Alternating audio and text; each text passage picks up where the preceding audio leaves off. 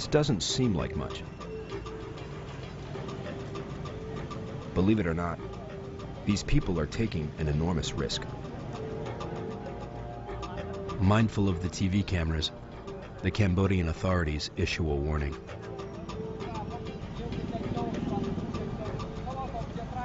As quickly as it started, native citizens disband, leaving foreigners who came to join the protest in disbelief. People are scared, people are afraid of speaking out, and community people are forbidden from having even a meeting. David Pred, an American, came here in 2004, helping to create a non-government organization, or NGO. The goal was to fight poverty and injustice in Southeast Asia. It's been an uphill battle. Absolutely. One step forward, 20 steps back.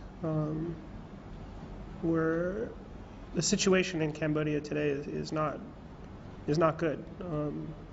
There's been a massive investment in the international community in this country. I mean, there's thousands of NGOs working here.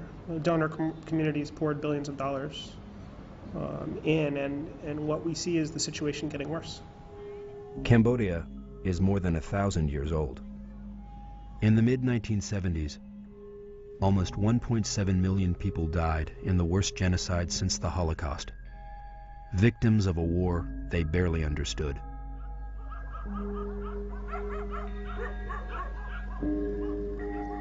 "30 years later, life in Cambodia's countryside is still a simple existence. 60% of the population lives in abject poverty and survives on an average income of less than $2 per day. More than 10,000 children live on the streets of Phnom Penh, the country's capital. Many families come to the city in search of a better life, but cannot find an opportunity to make a living wage.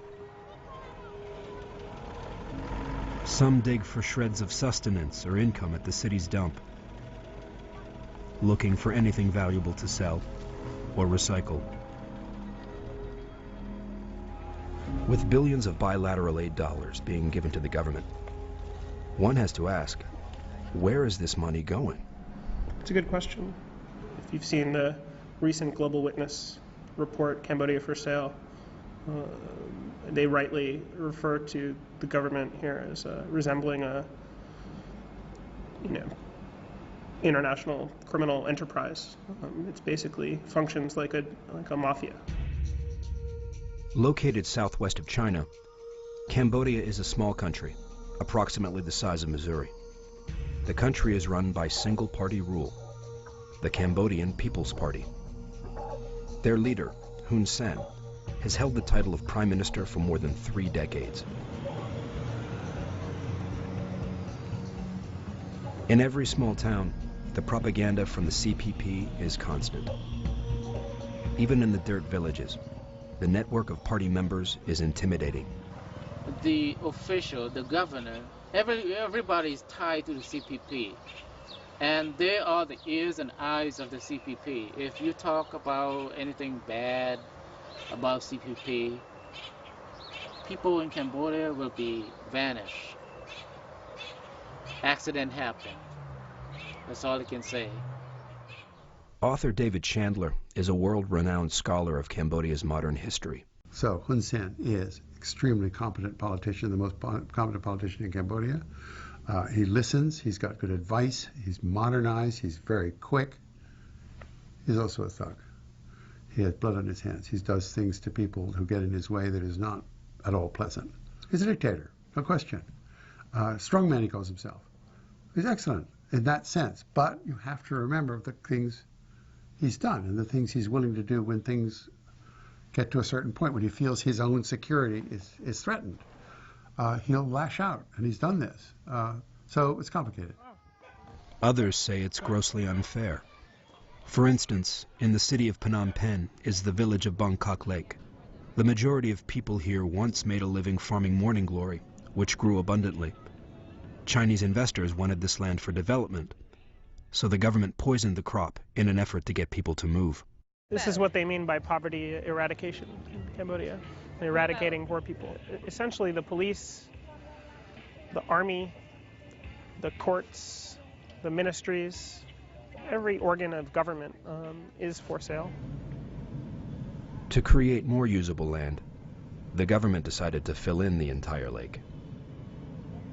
The people of Bangkok Lake protested, and they felt the wrath of Hun Sen.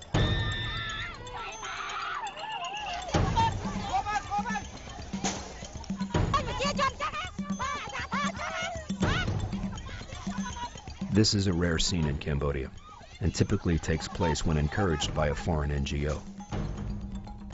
This does not sit well with Hun Sen. David Pred knows he's walking a fine line. You never fear for your life? I don't fear for my life, no. I mean, I fear for my visa. You know, it's quite likely that they will decide to revoke my visa at some point and kick me out of the country. They could even shut down the organization, and that's a concern. Currently, more than 1,000 NGOs work here.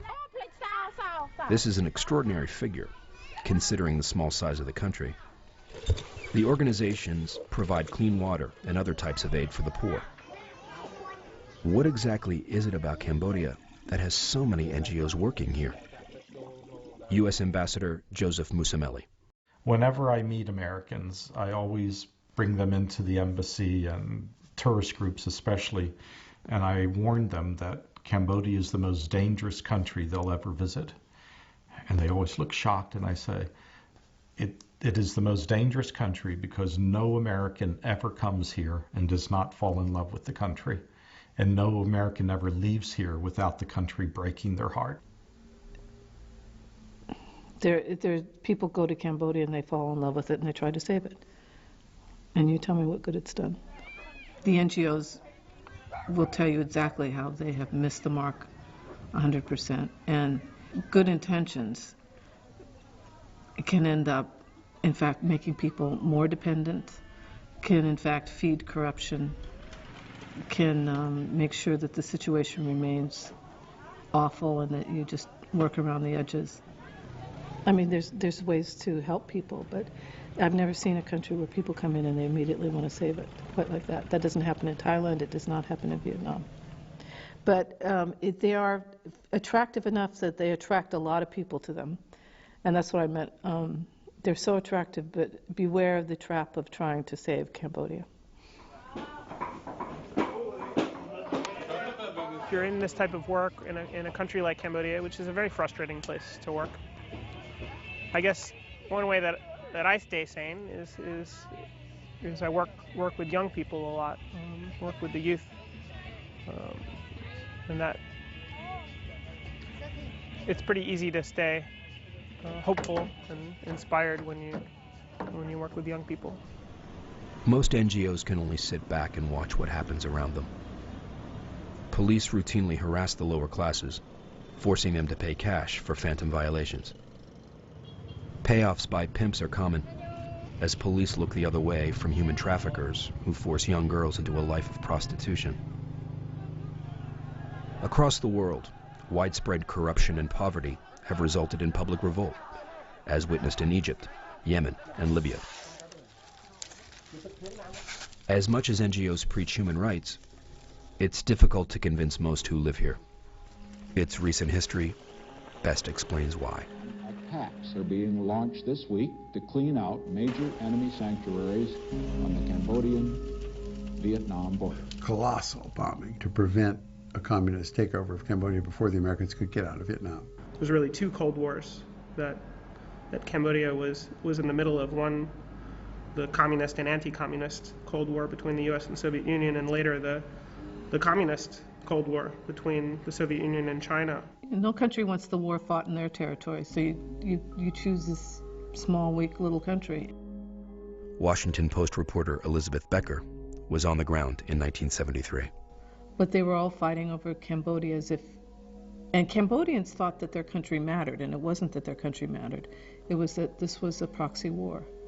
And it's one thing to read about it in a book, and it's quite another to see the country, just eaten up by this. Having the war in Vietnam spill over into their country was only the beginning of trouble. The United States had been supporting an unstable and corrupt Cambodian government during the war. When the U.S. withdrew, a little-known rural army took over the country. They were known as the Khmer Rouge.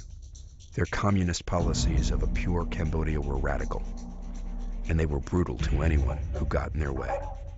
All people living in cities were forced into the countryside to farm. Those with an education or any foreign ties were killed. $68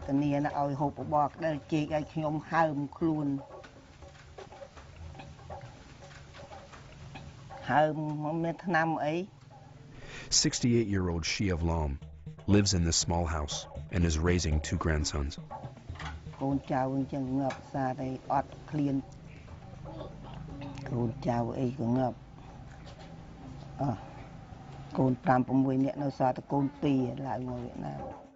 Although he was only 7 at the time, Penn vividly recalls being separated from his family and forced into the fields alongside 300 other children. Many hungry children that have no family member around. We all separated. Nobody to turn to. I don't have friends in the camp. Just looking after yourself, being a boy of 7 years old. The Khmer Rouge's strategy of reinventing Cambodia was a complete failure, creating paranoia within their ranks. They declared 200,000 people as enemies of the state, many being sent to a man known as Comrade Doik, who ran the Khmer Rouge's secret prison, S21. One of the country's most notable survivors of this Khmer Rouge prison now walks anonymously amongst the tourists. Van Nat is one of 7 prisoners out of an estimated 17,000 to have survived the infamous prison.